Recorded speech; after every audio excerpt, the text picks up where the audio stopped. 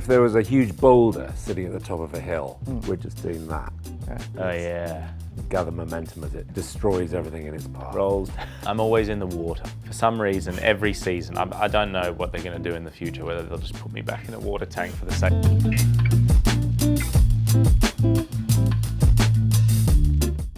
Hi Charlie, hi Charles, welcome to the Hindu. Thank you very much. Thanks for having us. Right, I'll start with this, the entire thing's been building up to this epochal moment, right? Like the manipulation of Celebrimbor, why Sauron, it sets the entire universe pretty much into motion. Turmoil. Right, yeah. Suckers. Talk to us about, digging into this, this most dramatic, most psychologically thrilling aspect, of the show. It's been a real joy, I think, because it's such a big part of the Tolkien mythology of this age, right? As you say, it is a story that I guess influences the whole, where the show is going, where the show's come from. It's the first big dot point that we're ticking off on the list of things that have to happen in the show. Right. And I think that just made us super excited to tell this story. If there was a huge boulder sitting at the top of a hill, we're just doing that. Oh yeah. Starting to gather momentum as it destroys everything in its path. Rolls forever. Right. Yeah, no, I mean, we've both been very much looking forward to telling this story and shooting it, and we had a really good time doing so. It's very exciting. Has your friendship deepened over the course of 2 seasons? And I want to know how that affects scene work, to be familiar with each other, to know, what makes each other tick. How does that improve scene work, and how has it, made the experience better for both of you? Definitely. Yeah, I think we both approach it in a very kind of, is low-key the right way? Ease, there's an ease to it. And not low-key as in, lazy or anything like that. We're both very, we're both sort of, I would imagine, quite perfectionist about what we try and do. Of course we are. I'm very detailed. We've done all our work, etc., etc. Yeah. But there's an ease of working together, which I think both served us both really well. Yeah. And we've also, as a cast, we've spent a lot of time together. It's been 5 years now. Right. Yeah. Yeah. Which is extraordinary to think sitting here. But there was kind of, from the beginning, we kind of realized that there was a real understanding between us, and it was just quite, ease is the right word. It was very challenging. The work was very difficult, and but it was equally exciting. And I think the ease of the working environment meant that we could really play and explore and I think tell a really cool story. Yeah, and we had time. We were afforded time to do that, which is quite rare, unusual. But our story is essentially just between the two of us in this one set. Right. And we had plenty of time to rehearse and to get it exactly the way everybody wanted it, and then maybe try something else. And so it was a really, really great few months. Really good. Shall tell me this, Sauron is this really outside epic villain, all that stuff. But when you're playing him at the stage that he's in, there's a need to humanize him, or if that's not the correct word, but just show the human side of him and to root him in a more intimate way in the audience's mind, I think. Yeah. Yeah. Is that what you were going for this season definitely. especially? I mean, and you're right in questioning the word humanizing, because he's a demigod, right? Yeah. But I think we're humans, so we can only see things through human perspective, and I can only tell his story through the filter of humanity, because I'm not a god. I'm a human. Yet.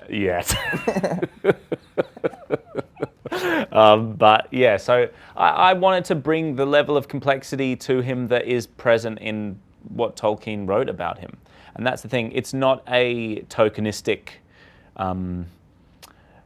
portrayal in the sense that I'm just want to bring something three-dimensional to him for the sake of it. But Tolkien was very detailed in the way he wrote about Sauron during this time period, and saying a lot about his desire to heal and reorder Middle-earth. Right. And for me, that the whole character comes from that. And I think the sort of 3D side of him that you get all comes from that part of his personality. Yeah. In my head, I have this like a twisted spin-off where two of you are like almost like a buddy comedy, Definitely. right? Like a Breaking Bad kind of thing. Like, are we cooking rings or what? Yeah, I yeah. mean, that'd be great. Well, yeah, I mean, the thing is, we've made all the rings now. There's more adventures to be had. Yeah, I guess there are. Maybe that could be like a spin-off that like runs alongside Rings of Power.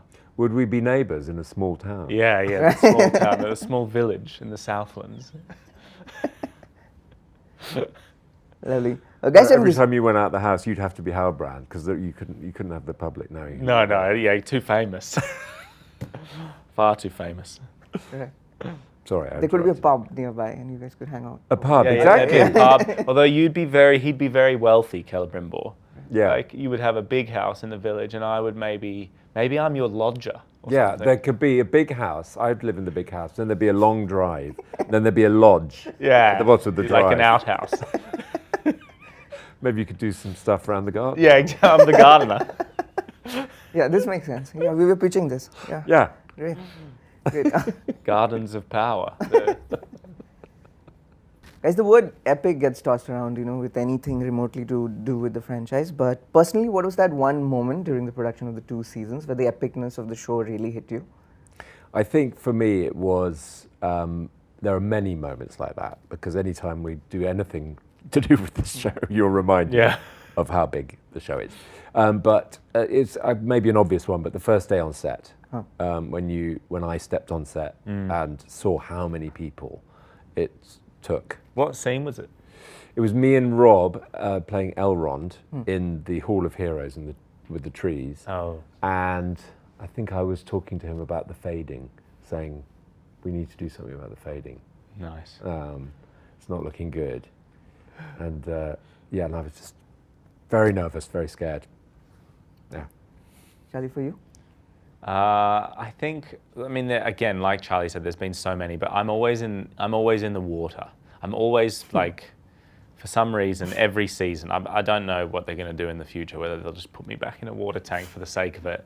You But just have a huge bath in your... yeah, Sauron just having a massive bath in Mordor. It's each time the scale of like the water stuff, the water work, underwater, scuba, so many divers around, scuba divers, huge wave machines. Yeah, it's been, it's always that kind of the resources of the show which blow me away. Right. Every time I hear about the water and the stunts and I always think, I do none of that.